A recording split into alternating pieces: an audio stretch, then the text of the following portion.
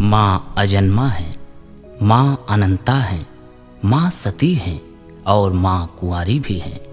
अलग अलग नाम से, अलग अलग रूप में हर युग में माँ विद्यमान रहती हैं। समय समय पर अपनी उपस्थिति को माँ अपने किसी न किसी चमत्कार के द्वारा साबित भी करती रहती हैं। माँ का एक ऐसा ही चमत्कृत रूप लोक प्रसिद्ध गायक पवन सिंह के ग्राम जोकहरी से सटे मौजमपुर में माँ गंगा के पावन तट पर देखने को मिला, जहां माँ सती कुंवारी जब तक अपने लौकिक रूप में रही अपने भक्तों का कल्याण करती रही,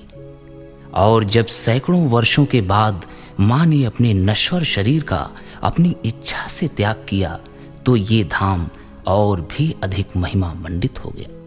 माँ के जाने के बाद सारे जनसमूह के साथ पवन सिंह के मुंह से भी निकल पड़ा,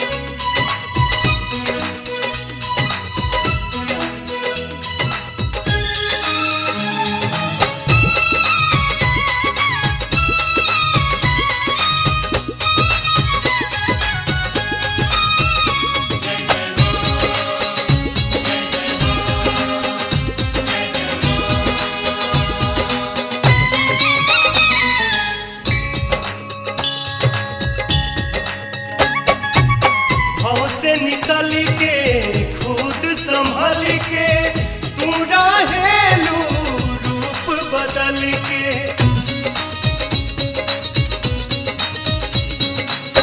भाव से निकल के खुद संभल के तू रहेलू रूप बदल के, धाके नर्तन मन साथी के महिमा अगम विशेष, धाके नर्तन मन साथी के महिमा अगम विशेष, कबहू बनी के साथी कुंवारी चली जालू दूर देश, कबहू बनी के साथी कुंवारी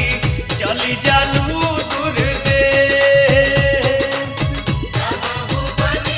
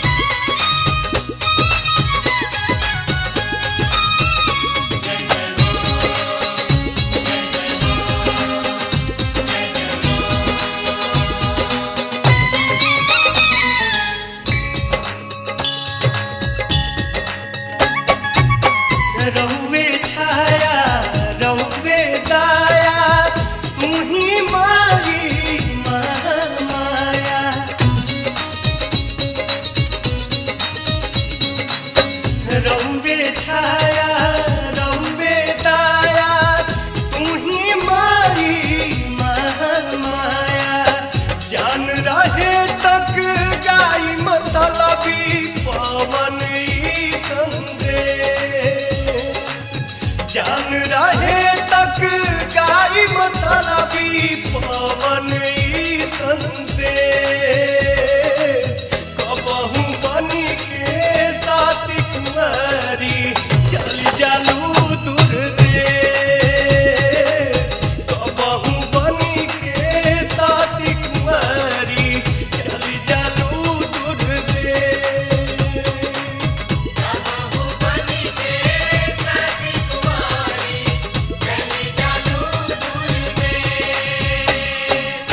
अलगा अलगा रूप में माई रहेलू हर में अलगा अलगा रूप में माई रहेलू हर में कबहू बनी के साथी कुंवारी चली जालू दूर देश कबहू बनी के साथी कुंवारी चली जालू